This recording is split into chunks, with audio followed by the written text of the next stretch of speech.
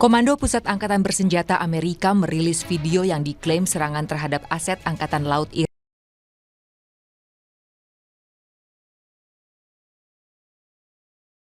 Iran. Serangan ini diklaim bagian operasi militer Epic Fury yang sedang berlangsung, namun lokasi serangan tidak diungkapkan.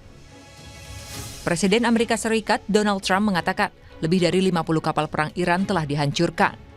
Sambil berkelakar, Trump mengaku seru menenggelamkan kapal-kapal perang Iran. Setidaknya 80 orang tewas setelah kapal selam AS menabrak satu kapal perang Iran di Samudra Hindia pekan lalu. Together with our Israeli partners, we're crushing the enemy in an overwhelming display of technical skill and military force. Iran's drone and missile capability is being utterly demolished. The Navy is gone. It's all lying at the bottom of the ocean. And I said, why did we just capture the ship? We could have used it. Why did we sink them? They said, it's more fun to sink them. I said, they like sinking them better. They say it's safer to sink them. I guess it's probably true. Meningkatnya intensitas perang membuat Iran menebar ancaman. Juru bicara Markas Besar Hatam Al-Anbiya Iran, Ebrahim Zulfakari, mengancam ke Amerika Serikat dan Israel terkait dengan minyak dunia. Iran menyatakan kelanjutan perang akan dorong harga minyak melebihi $200 AS per barel. که نخواهید توانست قیمت نفت و انرژی را با تنفس مصنوعی پایین بیاورید که با گسترش جنگ در منطقه اعلام کردیم منتظر بشکه‌ای $200 باشید چون قیمت نفت تابع امنیت در منطقه است که منشأ ناامنی شما هستید. Garda Revolusi Iran juga larang ekspor minyak dari kawasan Timur Tengah ke negara-negara mitra Amerika Serikat dan Israel selama konflik berlangsung. Sejak serangan terjadi pada 28 Februari, lalu lintas pelayaran di Selat Hormuz juga terganggu. Padahal Selat Hormuz adalah jalur terpenting distribusi minyak dari kawasan Teluk Persia ke berbagai negara di dunia. Dan kini, Iran mengancam akan melarang ekspor minyak. Imbasnya, sekitar 300 kapal tanker minyak besar dan kapal kontainer tertahan di kedua sisi Selat Hormuz. Iran bilang, konsekuensi bagi pasar global dari para pelaku internasional akan jadi tanggung jawab Amerika dan Israel. Pasar bereaksi keras setelah Amerika dan Israel melancarkan serangan terhadap target-target Iran, mendorong harga minyak mentah Brent naik sekitar 10 hingga 13% pada awal eskalasi.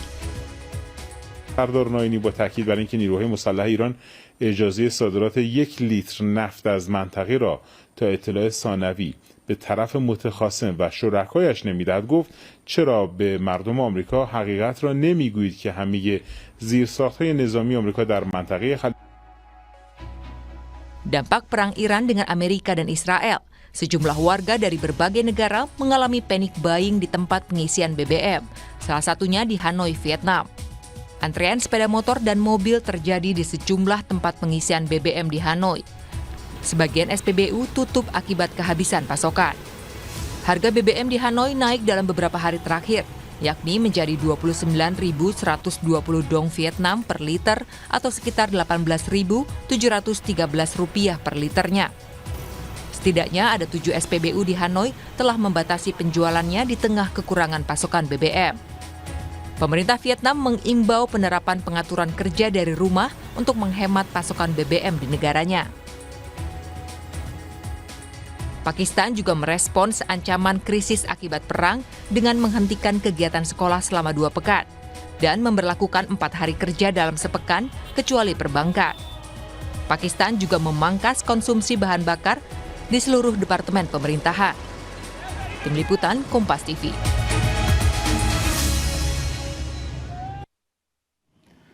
Saudara, perang antara Iran dengan Amerika Serikat dan Israel tidak hanya jadi konflik militer tapi juga mengguncang ekonomi global.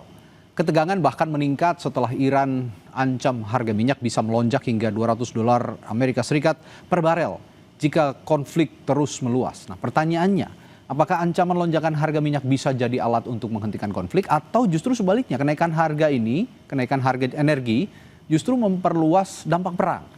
Untuk membahasnya, kita menyapa 2 narasumber kami yang tergabung melalui sambungan virtual. Ada Aisha Rahbini, Direktur Utama Indef, dan Aisyah Kusuma Somantri, Direktur Hubungan Eksternal Indo-Pacific Strategic Intelligence. Selamat malam, Mbak Aisha dan Mbak Aisyah. Selamat malam, Mas Ya. Radi. Ini Mbak Aisyah dan Aisyah. Saya harus cermat biar nggak ketukar. Saya ke Mbak Aisyah dulu. Mbak Aisyah, lonjakan harga minyak akibat konflik ini kan sudah mendorong harga Brent maupun juga WTI melewati $100 Amerika Serikat per barel dalam waktu yang cukup singkat. Nah, jika benar mencapai $200 Amerika Serikat per barel seperti yang diancam juga oleh Iran, dampaknya terhadap ekonomi global, terutama inflasi, pertumbuhan PDB, produk domestik bruto, dan juga resesi potensial di negara maju maupun berkembang, bagaimana? Ya, baik. Terima kasih, Mas Radi. Ya. Ya, pasti kalau kita lihat ya, ini dengan kondisi konflik Iran dan Amerika Serikat juga Israel ya, itu kenaikan dari minyak dunia ini sangat cepat sekali ya. Kalau kita lihat mungkin sebelum konflik tersebut terjadi kan di 70-60 US dollar per barel ya. Ya. Nah sekarang sampai udah mencapai 100, kemudian sekarang hari ini turun lagi ya ke 90. Nah memang kalau kita lihat ke depan, memang satu kondisi geopolitik ini memaksa atau meningkatkan uncertainty ya, risiko terkait dengan ke depan harga minyak ini akan terus naik sampai 200 atau seperti apa gitu ya. Yang Ya. pasti hubungan antara minyak dunia, harga minyak dunia ini sudah pasti akan memberikan gejolak terhadap pertumbuhan ekonomi secara global dan juga inflasi. Jadi pasti akan ada revisi dari pertumbuhan ekonomi secara global, yang mana akan ada terjadi pelambatan ya. Dari mana jalurnya? Dari inflasi juga gitu ya. Inflasi ketika kita tahu semua di Amerika Serikat pun juga harga minyak ya udah naik ya, minyak BBM-nya sudah naik sekitar 25%. Di euro juga naik 15%. Kita pun juga walaupun kita disubsidi ya, kemarin juga Pertamax sudah naik. Nah ini ketersediaan dan kelangkaan inilah yang mendorong inflasi naik ya. Apalagi energi salah satunya ini kita sangat bergantung terhadap minyak bumi ya, bahan fossil fuel ini. Ya itu menjadi meningkatkan biaya dari bisnis ya, sektor real, dan itu pasti juga mendorong inflasi. Jadi ke depan udah pasti ya, kita juga udah lihat sejarahnya di belakang ketika ada gejolak nilai minyak bumi ini pasti akan mendorong inflasi dan pertumbuhan ekonomi ke depan yang melambat gitu. Oke, jadi mau negara berkembang, mau negara maju, ini pasti akan langsung terasa dampaknya. Tapi yang jadi pertanyaan dan harus diantisipasi, kalau negara maju ini kemampuan ekonominya atau kemampuan konsumsi energinya juga cukup baik meskipun ada inflasi, bagaimana dengan negara berkembang, kemampuan fiskalnya cukup nggak untuk misalnya terus mensubsidi konsumsi energi yang selama ini dilakukan oleh negara, Mbak Aisyah? Iya betul. Benar sekali tadi, poinnya adalah negara maju saja akan terdampak gitu ya. Apalagi negara berkembang yang mana notabene banyak mereka yang mengimpor atau net importer dari minyak bumi ini gitu ya. Itu satu. Kemudian dua adalah negara berkembang juga yang bagian subsidi terhadap BBM ini juga cukup besar ya, termasuk negara kita gitu ya.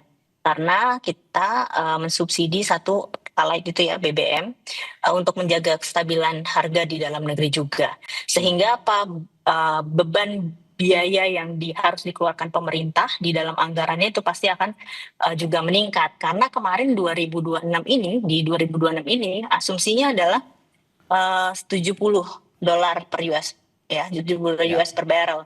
Nah sekarang kita udah nyampe 190, bahkan mungkin kalau dirata-ratakan mungkin bisa juga sampai akan ke depan terus tinggi nih. Jadi tidak sesuai dengan asumsi yang di awal, sehingga harusnya akan ada alokasi yang lebih besar yang harus dikeluarkan kepada subsidi ini gitu. Oke. Seperti itu. Baik, saya ke Mbak Aisyah dari perspektif intelijen strategis, Mbak Aisyah.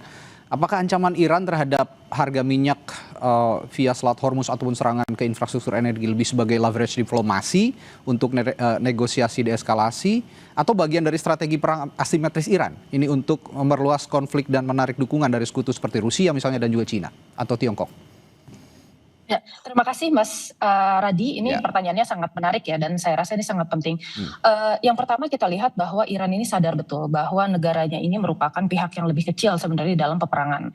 Iran sudah mempersiapkan sekitar 20 tahun strategi untuk bisa menghadapi AS dan Israel sebagai pihak yang memiliki kekuatan kinetik lebih besar. Nah, ini kita lihat di sini strategi Iran adalah membuat perangnya bukan menghancurkan Amerika Serikat dan Israel, tetapi kemudian membuat biaya perangnya sangat mahal sehingga kemudian beban perangnya tidak tertahankan lagi. Jadi memang betul Mas, ini merupakan salah satu bentuk koersif diplomasi ekonomi ya. Dilakukan oleh Iran. Jadi sekarang negara-negara yang ada di seluruh dunia itu kemudian merasakan dampak dari apa yang kemudian terjadi di Selat Hormuz. Nah, kita bisa melihat di sini bahwa Iran sendiri kemudian berusaha untuk menaikkan terus ke angka $200 per barel ya. Itu angka yang sebenarnya sangat fantastis dibandingkan dengan sebelumnya. Tadi sudah disebutkan oleh Mbak Aisha kalau angkanya itu sebelumnya kan 60 sampai 70. Nah, tetapi kita lihat di sini bahwa Iran is waging war against global economy. Jadi dia membuat bagaimana pun caranya agar kemudian tekanan internasional ini sangat kuat terhadap Amerika Serikat dan Iran, sehingga kemudian negara-negara ini mau tidak mau harus mendorong Amerika Serikat dan Iran untuk menghentikan serangannya. Karena dampak ekonomi yang dirasakan ini sangat besar. Tadi sudah disebutkan bahwa ada beberapa negara lain di Southeast Asia yang terkena dampaknya. Nah, misalnya saja kita bicara tentang Vietnam. Vietnam itu 70% dari transaksi minyaknya itu berasal dari Selat Hormuz. Negara-negara besar lainnya seperti China, itu dia 20% juga dari Selat Hormuz. Kita pun sekitar 20-25% itu dari Selat Hormuz. Jadi pasti di masa depan kita akan merasakan dampaknya, apakah berbulan-bulan kemudian, apakah bertahun-tahun kemudian. Jadi mau tidak mau kita harus melihat di sini. Memang ada strategi yang dilakukan oleh Iran. Apalagi Iran sudah menyatakan bahwa kalau misalnya seandainya negara-negara yang mengusir Amerika Serikat dan Israel, duta besarnya itu akan bisa mendapatkan passageway. Jadi terlihat jelas bahwa ini merupakan strategi untuk bisa melakukan koersif ekonomi diplomasi. Oke, yang jadi pertanyaan begini. Jika memang ada diplomasi ekonomi dengan caranya Iran seperti saat ini ya, dengan menutup Selat Hormuz dan akhirnya menyebabkan konsumsi energi global terhambat dan akhirnya melonjak tinggi harganya, ini akan mungkin didengarkan oleh presiden jika presiden Amerika Serikatnya bukan Donald Trump. Yang jadi masalah ini adalah Donald Trump. Donald Trump ini modal nekat. Kadang masuk telinga kiri, keluar telinga kanan jika dikasih advice begitu. Nah, kira-kira kalau dengan kondisi Donald Trump seperti ini, konflik yang terus meluas dan harga minyak benar-benar mencapai level ekstrim sekarang, ini bisa nggak memaksa Amerika Serikat? Kalau Israel mungkin akan nurut ya sama Amerika Serikat, bisa nggak memaksa AS mundur karena tekanan ekonomi domestik misalnya, atau bahkan dari global? Ya Mas Radi, memang saya setuju Donald Trump ini agak-agak unik ya karakteristiknya. Beliau adalah presiden yang dipilih dari sayap kanan ekstrem di Amerika Serikat, Republikan yang punya pengikut yang sangat setia ya, pengikutnya di gerakan politik MAGA. Nah, tapi kita lihat di sini bahwa sebenarnya di publik Amerika sendiri sebenarnya suaranya ini sudah terpecah Mas. Jadi hampir lebih dari 50% masyarakat Amerika Serikat ini tidak setuju dengan adanya peperangan di Irak. Nah, MAGA ini sampai sejauh ini masih sangat mendukung keputusan Presiden Trump karena memang banyak sekali narasi-narasi yang beredar yang diberikan oleh pemerintah Amerika Serikat bahwa Iran ini adalah imminent threat. Meskipun sekarang publik Amerika Serikat pun ini semakin cerdas bahwa mereka juga meriset ya hasil report dari IAEA, lalu kemudian mengakses kemudian situasinya bahwa perang ini sebenarnya tidak sesuai dengan survival Amerika Serikat gitu. Jadi Amerika Serikat tidak akan terdampak meskipun tidak melakukan perang ini gitu ya. Nah, kita lihat di sini sebenarnya dukungan dari MAGA ini sampai sekarang masih kencang, tetapi ketika kemudian perekonomian ini semakin sulit, Mas, apalagi kalau misalnya kita bicara harga minyak naik yang pasti berimplikasi kepada harga kebutuhan naik, saya yakin sebenarnya to some extent ini akan ada perubahan dan pergeseran suara dari dalam negara Amerika Serikat sendiri. Nah, kita lihat di sini bahwa tadi ya Mas, satu-satunya cara untuk Iran bisa memenangkan peperangan ini adalah membuat perangnya unbearable, baik itu untuk Amerika Serikat maupun untuk Israel. Dari Amerika Serikat sendiri, tekanan dalam negeri ini bukan hal yang baru dalam menghentikan peperangan. Ini pernah terjadi di perang Afghanistan, di perang Vietnam dulu di tahun 70-an, dan kita lihat bahwa semuanya gerakan masyarakat ini berhasil kemudian menghentikan tadi ya Mas, presiden yang kemudian masih bersikukuh untuk mengikuti peperangan. Jadi sebenarnya bukan tanpa harapan bahwa masih ada harapan, akan merubah Ya. Betul sekali. Karena mau tidak mau kita harus akui Presiden Donald Trump ini tetap politisi dan dia mau partainya atau very least terpilih lagi di masa periode mendatang. Dan satu yang perlu diingat, Presiden Donald Trump ini bukan hanya politisi tapi pedagang, gitu ya. Ini Betul, yang penting betul. cuan buat dia gitu kayaknya. Nah, ini saya balik ke Mbak Aisyah. Dalam skenario terburuk, kita tidak ingin yang terburuk, tapi kita harus punya contingency plan tentu saja. Skenario terburuk, konflik berlarut-larut, Selat Hormuz terganggu lama, masih ditutup berbulan-bulan, bahkan mungkin bertahun-tahun. Ini apakah dunia sedang menuju krisis energi terburuk sejak 1970? Karena ini pernah terjadi, saya ingat kalau saya riset 1970 hal-hal seperti ini juga terjadi. Apa pelajaran yang bisa diambil Indonesia untuk ketahanan energi nasional misalnya? Iya, memang kita memang tentu tidak mau ya berlarut-larut seperti ini ya, seperti yang tadi disampaikan. Ya. Tentunya pasti jika pun terjadi seperti itu ya udah jelas pasti satu, kalau kita lihat dari sektor di sisi ekonomi pasti satu, harga naik, inflasi pasti naik sekali gitu ya, karena tadi dari sektor usaha pun juga akan membutuhkan pasti BBM itu sendiri ya, yang harganya pasti akan meningkat. Dari sisi sektor pemerintah pun juga harus meningkatkan subsidinya, dan anggaran pasti membengkak, defisit itu juga pasti akan besar sekali. Nah, kalau kita lihat sensitivitas dari APBN 2026 ya terhadap kenaikan 1 US dollar per barrel, itu bisa belanja negara itu bisa sampai naik 10 triliun rupiah. Dan itu kenaikan $1 ya. Ini kita sudah naik berapa kali lipat gitu, berapa kali lipat kan, udah beberapa persen gitu. Nah, kemudian defisit anggaran juga bisa sampai 6%, which is itu lebih besar dari apa yang diamanahkan undang-undang 3%.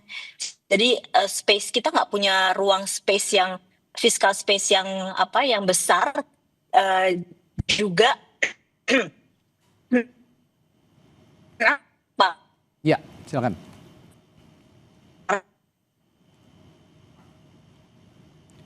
Oke, take your time, Mbak Aisyah. Kalau memang ada kendala nanti kita akan break. Pusat di sangat kepada plus MBG ya urut.